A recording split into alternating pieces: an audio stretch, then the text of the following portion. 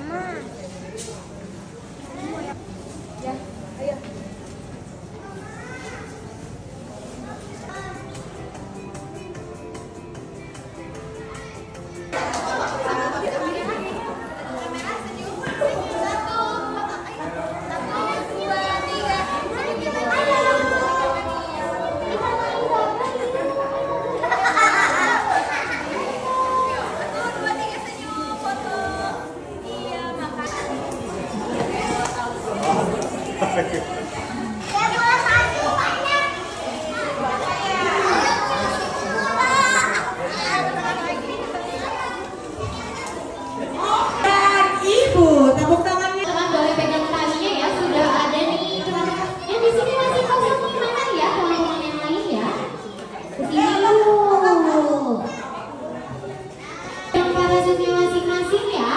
Sudah ada list-listnya? Oke. Tadi, dan teman-teman coba yuk, teman-teman lihat parasutnya besar sekali. Coba kita goyangkan parasutnya dulu. Coba. Oh, sekarang kita buat, sebentar teman-teman, kita buat ombak yang kecil-kecil. Sekarang siapa yang bisa angkat parasutnya? Sekarang kita turunkan lagi. Sekarang mungkin pernah tahu ya, kalau ngajinya umur 3 tahun, 4 tahun sama ngaji umur kita kayaknya waduh, kayaknya PR banget gitu ya. Nah, kalau ngajarin bahasa misalnya dari kecil, wah cepet ya, tapi kalau ngajar hal-hal buruk. Contohnya, kalau kurang oksigennya pada bayi kecil, otaknya bisa rusak berat, anaknya bisa cerebral palsy dan lain-lain. Tapi kalau anak lebih gede, kerusakan otak kurang oksigen, ada beberapa memang anak-anak yang ternyata lahir pendengarannya tidak baik. Nah, kalau dari lahir ketahuan dan buru-buru dibenerin, itu cepat nanti ngejarnya. Bahkan untuk masuk ke pendidikan anak usia dini sehingga bisa mempunyai kesempatan yang sama dengan anak-anak dari sosial menengah yang tinggi. Sebenarnya sejarah awalnya seperti itu. Montessori itu mulainya dari anak-anak yang sosial menengah ke bawah juga. Bukan anak-anak yang ayo peduli pendidikan, suka sekolah, enggak. Jadi justru Montessori itu peduli sama anak yang aduh ini kasihan nih kalau nggak dibantu, akhirnya dia bantu. Jadi sebenarnya yang sangat bermanfaatnya seperti itu. Nah, kalau kita tanya yang berlangsung saat ini, yang sudah pasti adalah 6 tahun harus PAUD, 5 tahun juga sudah harus PAUD. Nah, tapi sekarang pertanyaannya maju lagi.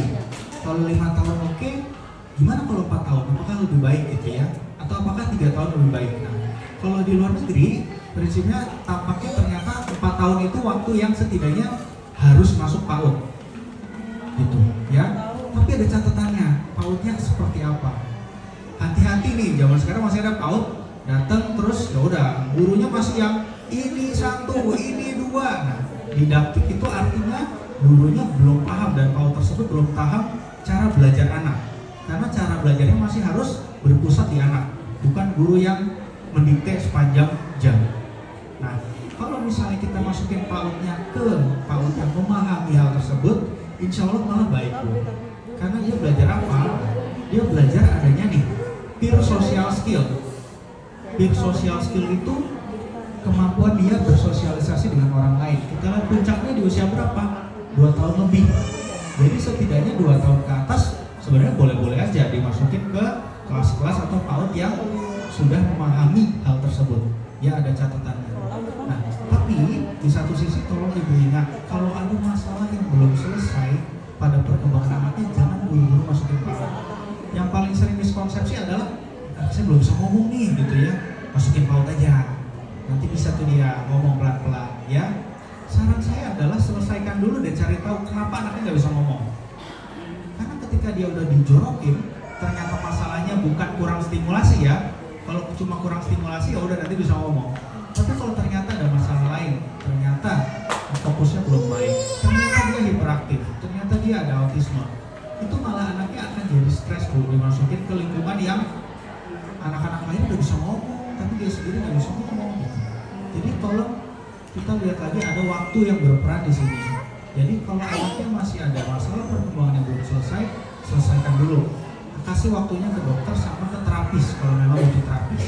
Nanti dokter akan terapis akan bilang, ini udah oke masuk sekolah, jadi silakan masuk sekolah. Ya, jadi 4 tahun saran saya udah boleh masuk PAUD. Untuk sebelum 4 tahun ada yang 2,5, ada yang 3.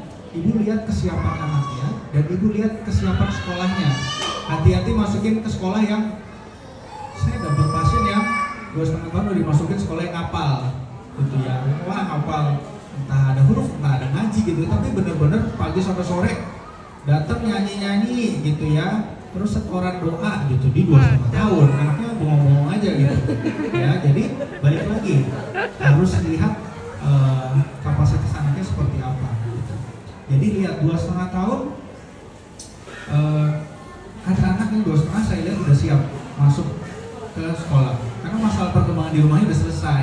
Ini udah butuh nih dia stimulasi oleh sekitarnya sesuai sama ini masukin. Tapi ada juga anak yang ini stimulasi sosialnya saya belum butuh banget karena motoriknya masih pengen saya latih di rumah gitu ya, masih ada bonding sama orang tua yang harus berjalan. Ya udah selesaikan itu dulu, gak usah buru-buru masuk sekolah. Karena tujuan PAUD nomor 1 selain buat sosial adalah untuk bikin kesiapan sekolah di usia SD kan.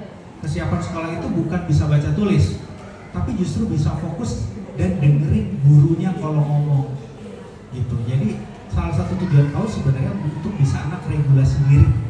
Biar nanti pas SD udah nggak ada tuh urusannya gurunya lagi ngomong dia masih lari-lari sendiri gitu ya.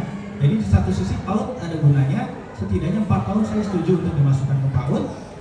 Paling maksimal nggak boleh 5 tahun yang belum masuk PAUD gitu ya. Tapi lebih dini lebih baik asal ibu sudah selesaikan masalah perkembangan di rumah, asalkan ibu sudah pilih profil sekolah yang sesuai dengan pengajaran berbasis perkembangan anak.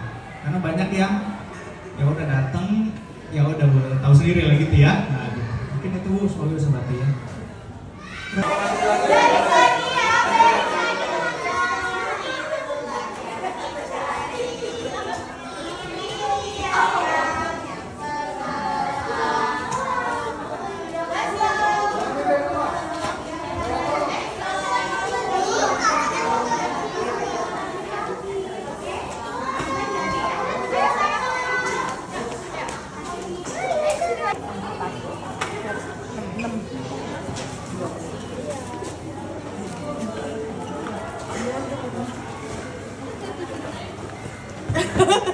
Jangan melayani.